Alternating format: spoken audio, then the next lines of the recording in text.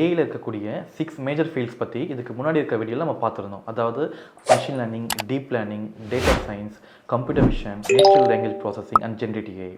இந்த இருக்கிற எல்லா 6 மேஜர் ஃபீல்ட்ஸ்லையும் இருக்கக்கூடிய ஒரு காமன் விஷயம் என்னென்னா ஏஐ மாடல். இந்த ஏஐ மாடல் தான் எல்லாத்துலேயும் காமனான ஒரு விஷயம். இந்த ஏஐ மாடல் எப்படி டெவலப் பண்ணுறது ஒரு ஃப்ளோவும், நம்ம கிச்சனில் எப்படி ஒரு பிரியாணி குக் பண்ணுறது ஃப்ளோவும் ரெண்டுமே ஒன்றுன்னு சொன்னால் உங்களால் நம்ப முடியுதா?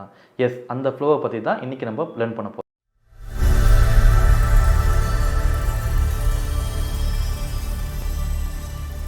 அது எப்படி ஒரு பிரியாணியை வந்து குக் பண்ணுற ஃப்ளோவும் ஒரு ஏஐ மாடல் டெவலப் பண்ணுற ஃப்ளோவும் ஒன்றுன்னு சொல்லிட்டு திங்க் பண்ணிட்டு இருக்கீங்களா? எஸ், அது ட்ரூ தான். நம்ம ஸ்டெப் பை ஸ்டெப்பாக இது பார்க்கலாம். ஃபார் எக்ஸாம்பிள், ஒரு ஏஐ மாடலுக்கு நம்ம ஒரு எக்ஸாம்பிள் எடுத்துக்கலாம். சிடி ஸ்கேன் இமேஜஸ்லாம் வந்து நம்ம கலெக்ட் பண்ணி அதில் வந்து லங் டிசீஸ் இருக்கா இல்லைன்னு ஐடென்டிஃபை பண்ணுற ஒரு மாடல் ஜென்ரேட் பண்ணுறோம் நம்ம கன்சிடர் பண்ணிக்கலாம். நம்ம கிச்சனில் ஒரு பிரியாணி குக் பண்ணுறோன்னு வந்து நம்ம வந்து ஒரு எக்ஸாம்பிள் எடுத்துக்கலாம். நம்ம பிரியாணி குக் பண்ணுறதுக்கு ஃபஸ்ட்டு ஸ்டெப் என்ன?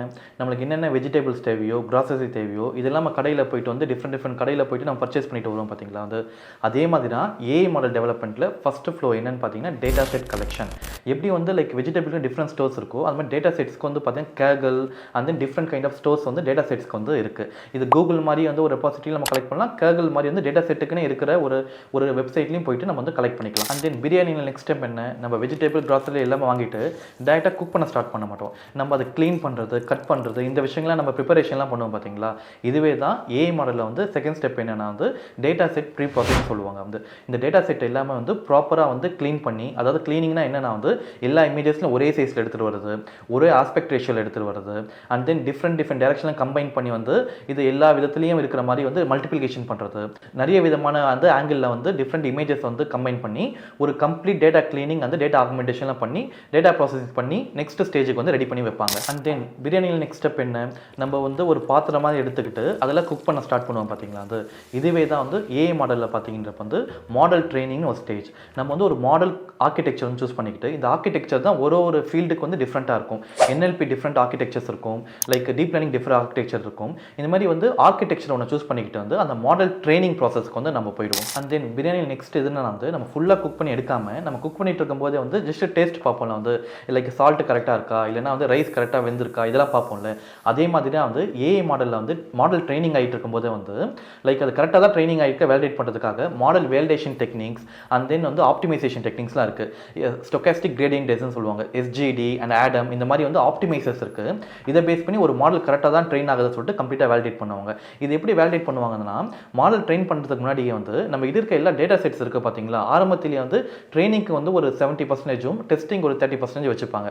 அதாவது என்னன்னா, லைக் நான் ஒரு 100 இமேஜஸ் கலெக்ட் பண்ணுறேன்னா 70 இமேஜஸ் வந்து என்ன ட்ரெயின் பண்ணுறதுக்கும் 30 இமேஜஸ்க்கு வந்து இது கரெக்டாக தான் ட்ரெயின் ஆகுதுன்னு வேலிடேட் பண்ணுறதுக்கும் வந்து யூஸ் பண்ணுவாங்க. ஏன் இந்த மாதிரி ஸ்ப்ளிட் பண்ணுவாங்கன்னா, ஃபார் எக்ஸாம்பிள் என்னோட ஐஃபோனை வந்து பார்த்தீங்கன்றப்ப வந்து மாடல் ப்ரெடிக்ட் பண்ணி நான் ட்ரெயின் பண்ணிட்டு இருக்கேன். நான் இந்த எந்த ஃபோட்டோ நான் கொடுத்து ட்ரெயின் பண்ணுறனோ அந்த ஃபோட்டோ வந்து என்ன மாடலால் பெட்டராக ட்ரெயின் பண்ண முடியும். இதுவே இந்த ஃபோன் இல்லாமல் என்னோட ஃப்ரெண்டோட ஃபோனை எடுத்து கொடுத்தாலும் அது இது ஃபோனுன்னு ப்ரெடிக்ட் பண்ணணும், சரிங்களா? அதுக்கு வந்து இதே ஃபோட்டோ திருப்பி கொடுத்து நான் வந்து வேலிடேஷன் பண்ணாமல் நான் ட்ரெயின் ஆகாத வந்து வேற ஒரு மொபைல் ஃபோட்டோவோ வேற இமேஜஸை கொடுத்து நான் வந்து கொடுத்தா தான் இது கரெக்டாக ப்ரெடிக்ட் பண்ணணும்னு நமக்கு தெரியுங்களா?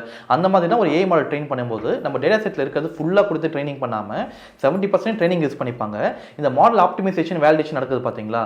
அப்போ இந்த டெஸ்டிங் இருக்கிற ட்ரெயின் ஆகாத டேட்டா கொடுத்து இது கரெக்டாக ப்ரெடிக்ட் பண்ணுதா சொல்லிட்டு வந்து இது அக்யூரசியை வந்து இம்ப்ரூவ் பண்ணிட்டே இருப்பாங்க. அண்ட் தென் பிரியாணியில் நெக்ஸ்ட் ஸ்டெப் என்ன? நம்ம கம்ப்ளீட்டாக எல்லா டேஸ்ட் எல்லாம் கரெக்டாக இருக்குன்னு பார்த்தீங்கன்னா வந்து நம்ம பிரியாணி எடுத்து ஃபஸ்ட்டு ஸ்டோர் பண்ணுவோம் பார்த்தீங்களா? இந்த மாதிரி தான் ஏஐ மாடலில் வந்து பார்த்தீங்கன்னா வந்து மாடல் கம்ப்ளீட்டாக அக்யூரேட் ட்ரெயின் ஆயிடுச்சுன்னா அந்த மாடலில் லோக்கல் ஸ்டோரேஜ்லையோ இல்லை க்ளவுட்லையோ ஒரு ஸ்பெசிஃபிக் ஃபார்மேட்டில் வந்து ஸ்டோர் பண்ணி வச்சுப்பாங்க. அண்ட் தென் பிரியாணி குக்கிங்கில் ஃபைனல் ஸ்டேஜ் வந்து சர்வ் பண்ணுறது வந்து இதே தான் ஏஐ மாடலில் வந்து இன்ஃப்ளன்ஸ் சொல்லுவாங்க. நம்ம ஸ்டோர் பண்ண மாடலை வந்து இன்ஃப்ளன்சிங் வந்து பண்ணி வந்து ஃபைனலாக நம்ம ஒரு லங் கேன்சரோட இமேஜ் வந்து இல்லை லங்கோட வந்து சிடி ஸ்கேனோட இமேஜ் கொடுத்தா இதில் லங் கேன்சர் இருக்கா இல்லையான்னு சொல்லிட்டு ஃபைனலாக வந்து ப்ரிடிக்ஷன் கொடுக்கும். இதுவே தான் நம்ம வந்து பிரியாணிலே வந்து நம்ம சர்வ் பண்ணும்போது இது நல்லா இருக்கா இல்லையான்ற வந்து ஒரு அவுட்புட் கொடுப்பாங்க, சரிங்களா? இதே தான் சேமாக வந்து பார்த்திங்கன்றப்போ ரெண்டுத்துலேயும் நடக்கக்கூடிய விஷயம்.